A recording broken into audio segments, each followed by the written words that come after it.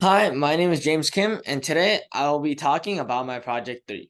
My project revolves around the classical game of Hangman. I'm representing the game as a bunch of strings that prints out images of the hanging wooden beam and slowly prints itself, or it prints image of the person himself as you keep getting images wrong.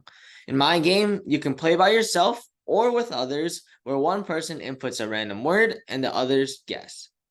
So a quick recap of my four functions is that one takes care of printing the actual images of the hangman itself, which is create hangman. The second function creates a word list of all the letters that the player has guessed, which is print or which is word guessed. Another one prints out the underlines indicating the missing letters and fills in guess words. And finally, the last function actually goes through all three other functions to completely be able to play the game. So I decompose my problems into four separate functions to attack the game of Hangman.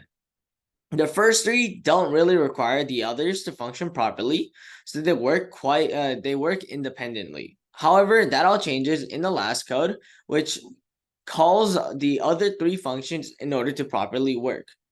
I created the first function because I thought that creating a string printing function would be an easier way of showing the game of Hangman in the code terminal.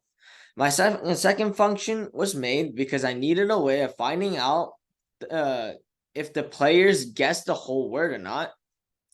And my third function resembled the dashed lines that shows the missing letters, the spaces in between the words, and if the word was fully guessed. Or and the words that were guessed. Sorry. Finally, I put them all together in my last function, which creates the full game. Now, the function that I'll be going over in a more detailed manner is my play game function. This function takes in one parameter, which is a string that I named word. This string is the word that you're trying to guess as a player. Within my function, in the first two lines, it creates two new variables, which is guess, which is a list of the letters that we're going to be that we have guessed within the game, and num wrong, which is a number of wrong guesses that a player does. So in the next line, this function creates a loop that while the number of guesses is less than the number of human parts it takes to fully create the human, which is 6 here, and if the word is not yet guessed, the game will go on. It will go through a continuous loop, first calling create hangman, which will create a string depending on what the number of guesses is. It will print the image of strings. Then I'm gonna have it goes to print word, which takes in the word and whether and your guessed list, right? And then after that, underneath all those printed words and strings of images is gonna print word bank and show the letters that you guessed as a word bank. And then I have letters set to an input, which you as a person or as a player would input in order to guess letters of the word in the hangman.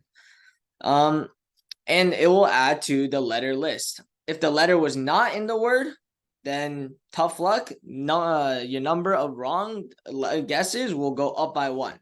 But if you did guess it, then you're gonna or no, sorry.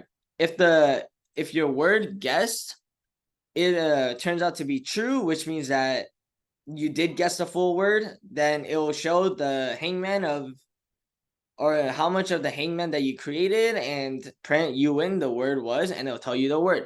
However, if you keep guessing wrong and the number of wrong exceeds 6 or exceeds 5, which is 6, then it's gonna create the dead hangman, and it's also gonna show that you lost and it's gonna tell you the word.